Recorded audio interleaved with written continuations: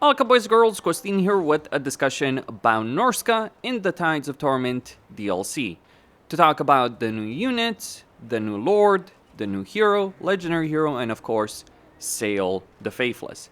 Now, I have him over here on foot, but he does also have a chariot mount as well as a mammoth mount, which also the new lord, the great shaman sorcerer, also does, but we'll get to that in just a second. I just wanted to show him on foot, his stats on foot. Just keep in mind, obviously, things do change when you're on a mount, but that's more based on the mount, so that's why I'm not showing him on the mammoth here.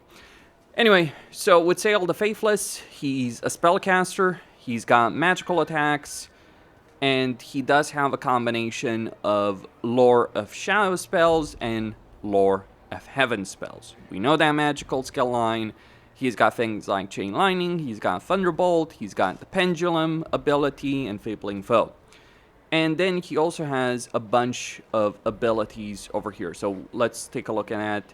He's got Fight and Die, which gives melee attack and leadership to allies in range. He's got the Nightmaw ability right here, which is where he summons Nightmaw, and Nightmaw just goes do a bunch of damage along the way and disappears. It's only got so many uses with a cooldown of 45 seconds. Last 5 seconds, 45-second cooldown. And then he's got the Thief ability, which just, yeah, it's a magic missile spell. It has 2 projectiles, armor piercing damage, magical attack, affects enemies in range 1. Unit is debilitated within range, so that is obviously a useful thing. I'm just paying attention. Okay, Techless is coming in there to die. Let's just ignore him for a moment.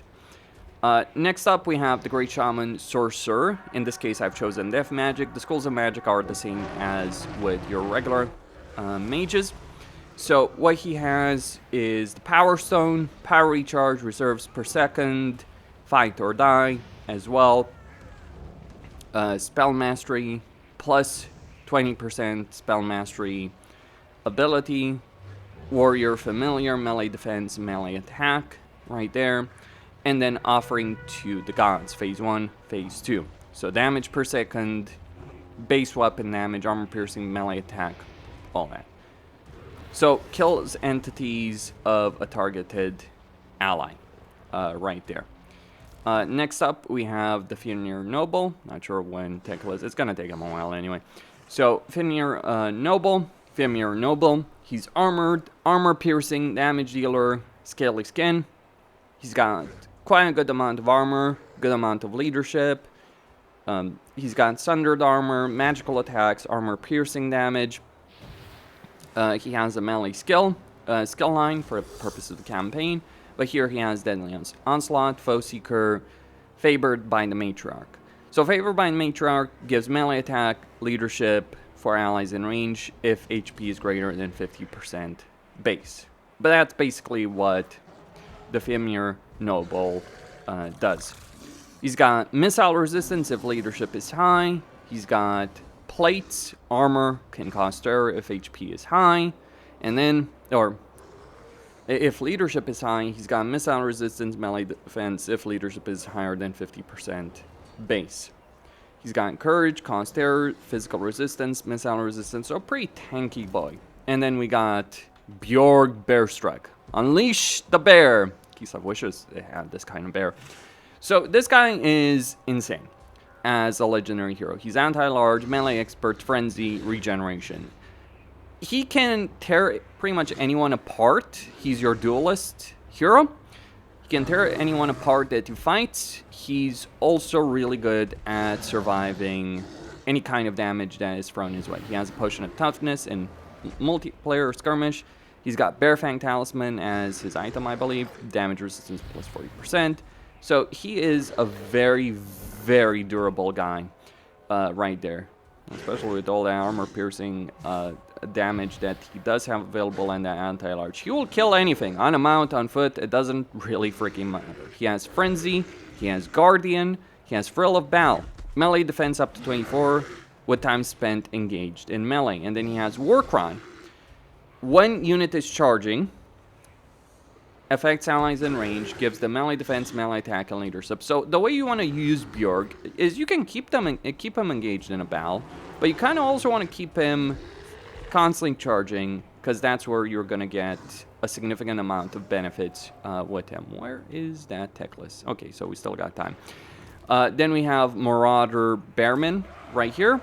Oh yes, say hello to, I guess, the Johns of accounting, especially this guy right here. But yeah, Bearmen, so they've got low-level armor, pretty solid leadership. They've got rage, so they get physical resistance, leadership, melee attack, with time spent engaged in melee. And then abilities, yeah, just rage. So these guys are light infantry unit. I'm not sure how useful they would be compared to berserkers, especially the axe and shield version. I think berserkers are just probably going to be better most of the time. At least in a campaign situation, multiplayer skirmish, it's a different affair. But then you've got the Grey Weapon version. So the difference is the Grey Weapon version is just going to be able to do more damage, but obviously at certain cost of melee defense, but obviously the same unit. And they also have range, just armor-piercing damage. The worshippers of the Crow Regiment are renowned, so they're marauders with great weapons that are also likely going to be available for Nurgle. These kind of dedicated units for a particular god always are. So they've got armor-piercing Mark of Nurgle, which obviously gives them poison, HP, melee defense, reduced melee attack. But they do have, they're a pretty cheap regiment renown that I think is available very quickly. And they also have the Swarm of Flies, so reduces enemy melee attack within 35-meter range. Probably a very useful unit in certain situations in skirmish and multiplayer, but yeah, again, just that campaign dynamic. Then we have Kurgan Horsemen, two versions. We got Kurgan Horsemen with dual weapons and with grey weapons. Low level, tier 2, so Bearmen are tier 2. Worshippers of the Crowd, tier 2. Kurgan Horsemen, also tier 2. At least for skirmish multiplayer. In the campaign, probably different. But when we're looking at these guys, they're light cav, low level armor. The dual weapon one has bonuses to infantry. They have Vanguard deployment, Frenzy, Rage, Devastating Flanker, Immune to Psychology, and Hide in Forest. And that's the same for Kurgan Horsemen with grey weapons. So think of like the centaurs that the Chaos Dwarves have. These are just like the tier 2 version of those centaurs. Though higher speed, much higher speed, really good probably to flank enemies around if you're dealing with artillery. I don't think they will be particularly used or useful in a campaign dynamic. But for multiplayer, I can certainly see a use case scenario right here. So the Grey Weapon version might just be the better one. The way to view the Grey Weapon one is that they're better against armor targets. The dual weapons probably better at chasing down artillery, actually, if I'm thinking about it. But yeah, same, similar stats, same effect, same abilities, all that kind of stuff. Devastating Flanker is always very useful. So you engage the enemy, you pin their line down with, say, Bearmen or Marauder Champions, most likely, or Berserkers or Norsca Ice Trolls. And then you bring these guys around to flank, and they can do a lot of flanking damage. They're a fairly cheap, low-level unit, so keep that aspect in mind. Probably not so great for campaign, but campaign dynamics, we have sieges, we have a lot of battles where we can't bring light units because we want to reduce the casualties we take, so that's the reason we use Marauder Champions, that's the reason we use Trolls in a campaign dynamic, why we probably won't use any of the units that I've just listed so far in a campaign situation. And that's kind of the problem. Cool units, EA. But are people actually going to use them in a campaign? That depends on various factors. Auto-resolve, dynamics, incentive structure, which we don't have right now. Maybe can be changed. But we get Riders of the Mighty Serpent. These are Slaaneshi cavalry for Norsca. They are available for Slaanesh. So they get Rage, so physical resistance, leadership, melee attack. If time is engaged in melee, they do have Battle Song, so leadership +8 can cause fear. Okay, they got Vanguard deployment, Hide in Forest, Strider, Immune to Psychology, Firewall moving, Mark of Slaanesh, because they do have, they're basically Javelin Cavalry right there. So they're very, very fast, very quick. They're dedicated Slaaneshing Cavalry. It's like, yeah, that's pretty good for flanking attacks, and not so great for campaigns, again. Because, like, even in Slash campaign, it's like, yeah, I can bring Demonettes, but I can also bring Forsaken and Chaos Warriors and then get Chaos Knights with Lances. That's one of the problems he has to figure out with designing units like this. Then we have Followers of the Great Eagle, Marauder Chariot, so these will be available for Tzeentch. They got magical attacks, warp flame attacks right there, flaming attacks, armor piercing bonuses of infantry, and of course, rage. I mean, I think these are really good chariots, honestly. High level of armor, high level of leadership. This is actually a unit or regiment around that I could really see myself using. Like, forget all the cavalry, like the cavalry units you've seen so far. These are actually the ones you'd want to use. If there was a unit like this regular in campaign that could do all of this, like just the sheer amount of damage these guys can do, and flaming attacks, magical attacks, all that, makes them amazingly good. And they are available for Tzeentch. Then we got our Chimeras. So Regiment Renown, regular version. Now, let's take a look at the regular Chimera right here. High level of armor, high level of leadership.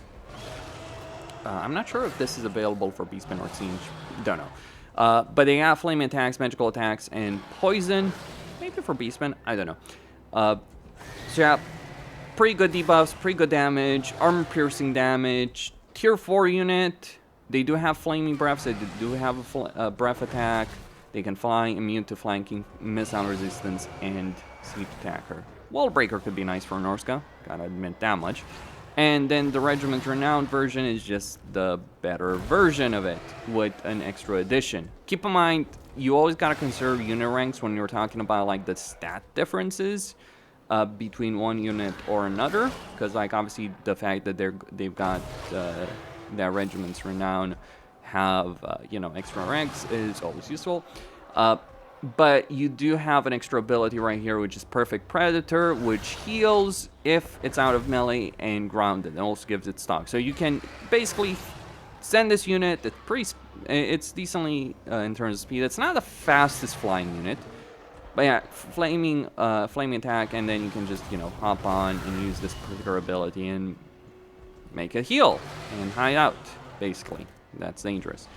Then we got our lovely Dreadmaw. So let's just pop it up. So when we're looking at Dreadmaw, poison attacks, armor piercing damage in melee, armor piercing poison attacks in range, 200 range, survival instinct if leadership is broken, unit shatters instantly, vanguard deployment stock, immune to flanking, underground. It's got poisonous blood, so melee damage reflection. Now, if we pop it up right here, it does work a bit differently. So the Dreadmaw can use this ability to quickly move through movement blockers, and it can then burrow underground. But yeah, that's how the unit works, essentially. So it's like a miniature Dune Worm. That's kind of how it feels like with Dreadmaw. It cannot move, but you can burrow it, right? So you can burrow it and then move and then just pop up right behind the enemy line. I think that's a very interesting unit from the perspectives like the different level of mobility that you do have. It cannot attack or can attack in turn while it's underground, but then you can pop it up, and then it works just a bit differently. Will be interesting to see the interaction. But yeah, there's a lot of possibilities I think a Dreadmaw does provide. It does have siege attacker right there, and it can quickly move through movement blocker. So this might be an exceptionally useful unit, tier 3 right here. Unit tier 3. So it might be exceptionally useful in sieges. Like, this is a unit you could actually use in a campaign. Depends on when we can recruit it. Then we have Curs'd Ettin and Curs'd Ettin Runecaller. Just because they share the model does not mean that there's a similar unit. So if we look at these units, what's the difference in terms of stats? Well, the Curs'd Ettin with Runecaller, compared to the regular one, they lose armor piercing. So regular Curs'd Ettin, 35 armor, not the best. High leadership, armor piercing 650. So it's kind of like a discount giant. But it is a tier 4 unit, so don't dismiss that aspect. But then Curs'd Ettin with Runecaller, it has magical attacks, loses armor piercing, loses quite a bit of HP. Now, the important thing is to look at the abilities. So Curs'd Ettin with Runecaller has some bounce spells. You got Enfeebling Foe, you have Doom and Darkness, and you have Flock of Doom. Not the best spells, but the real difference between them is not just the armor piercing versus magical attack situation. The real difference is in these dual personalities. So the way it works is if you have HP greater than 50% on both of them, if you do have, or rather if you have a certain level of HP on either of them, you get certain benefits, and then yeah, you do have some issues, or you get another effect. So if we look at the Curs'd Ettin, if it has HP greater than 50%, you get speed, glorious charge, and unyielding assault. So those things are really, really good. Unyielding assault it means that its melee attack can never be reduced. Glorious charge is amazing. Like, it's a ridiculously good ability because charge bonus duration is doubled when charging into an enemy unit. And enemy units take a leadership penalty as if they're being attacked in the flank. So you can charge this guy straight into the middle of an enemy army, and he'll survive. He's got missile resistance, spell resistance, all that kind of good stuff. But then we look at the Runecaller one in terms of ability. He doesn't have Glorious Charge, but instead he negates magical weapons within the effect area if his HP is greater than 50% by a cost of 10% spell mastery. If your HP is lower than 50%, you get heal, power recharge, and reserves per second, a passive ability as an augment. So you get Hex, or you get an augment dependent on the HP. Both of them are useful in their own way. I would say personally that the regular Curs'd Ettin is the general purpose one you want to use in most situations. The Runecaller is useful when you're dealing with magical users, because he does have that ability of negating magical weapons within an effect area. So if you're dealing with enemies that have magical attacks, you can use it. Basically, it's great against demons, savage orcs, I guess, to an extent. You know, just different enemies. So usage situation does vary. I think the regular Curs'd Ettin is going to be the far more useful one in a campaign situation, but there's obviously going to be locations or certain enemies you'll fight in a campaign where you would probably want to use Runecaller. Or the best way I can say it, you use regular Curs'd Ettin against Order, so Empire, Kislev, etc. For the most part, exceptions do exist. You use Runecaller against Chaos if you're fighting them. Though not all Chaos, so not Chaos Dwarves, for instance, I think. Though again, even there it depends, but general purpose is that. General dynamic is just the one I described right there. Anyway, that's all I had to say. Questine signing out. My overall perspective, I like the hero, I like the legendary hero. Great shaman sorcerer. I think it kind of depends on what they've done with the regular Marauder Lord. I usually prefer to use melee lords and have casters as heroes. The reason I do so is because with a lord, you want to have a lord that's tanky. And don't get me wrong, mammoths are amazing, but so the regular Marauder lords, the Marauder chieftains, have mammoths. The important thing is skill lines, because that's one of the things with lords. When you're leveling a lord, you need to level up their army skills, maybe blue skill line, maybe a choice here and there, melee capability. Now, that's fine for a lord, but when you're looking at magic, it's a different discussion, because with magic, you sacrifice either magical capability or army capability or blue skill line for that. Like, it's easier to have a lord that's good in melee, a generic one, not the legendary lord. That's a different dynamic. But it's easier to have a useful lord leading an army that's a melee one with a dedicated spellcaster helping out, the spellcaster hero, than it is to have a useful lord, a spellcaster lord, and not have melee. melee heroes. Just a better dynamic from my perspective. It's just the role they have. Also, you know, durability. Melee lords are just better at that respect. But yeah, Fimir, Noble, Beorg, bearstruck. Beorg is like, I am a one-man army. Use me. Like, seriously. I wish we had Bearkin. Not just Beorg. I mean, we do have wereskins, but we don't have bearskin units. Maybe that would have been better units than Bearmen.